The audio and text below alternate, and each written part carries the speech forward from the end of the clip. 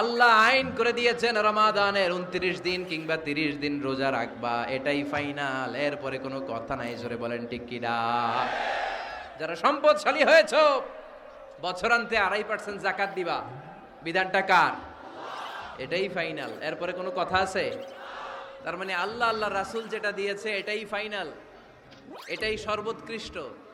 এর চেয়ে উৎকৃষ্ট আর ভালো হতে পারে না, এটাই শ্রেষ্ঠ। এক সাহাবী বলল, আসুমুদ্দাহার, আমি সারা বছর রোজা রাখবো, রোজা ভাঙবো না।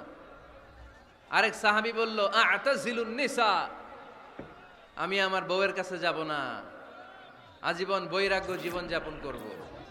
আরেক সাহাবী বলল, উসল্লি লাইলা কুল্লাহ, সারা রাত তাহাজ্জুদ পড়বো, ঘুমাবো না। এই কথা শুনে বিশ্বনবী রেগে গেলেন। বিশ্বনবী বললেন, কে কে বলেছে এই কথা যে সারা বছর রোজা রাখবে, সারা রাত তাহাজ্জুদ পড়বে, স্ত্রীর কাছে যাবে না? ইন্নী আখশাকুম লিল্লাহি ওয়া আতকাকুম লাহু, নিশ্চয় আমি তোমাদের চাইতে আল্লাহকে বেশি ভয় করি।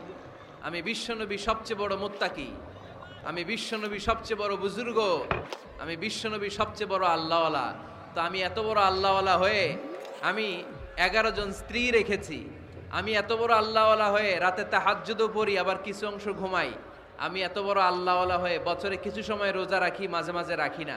তা আমি ব্যালেন্স করে জীবন ধারণের পরে আমার আল্লাহওয়ালাগিরিতে কোনো সমস্যা হয় নাই, আমার নবী হতে সমস্যা হয় নাই। তোমাদের সমস্যা হলো কেন? তোমরা কোত্থেকে এটা শিখেছো? আমি বিশ্বনবী যেটা শিখিয়েছি এটাই ফাইনাল, এর চেয়ে শ্রেষ্ঠ কোনো কাজ আর হতে পারে না। চিল্লায় বলেন ঠিক কিনা?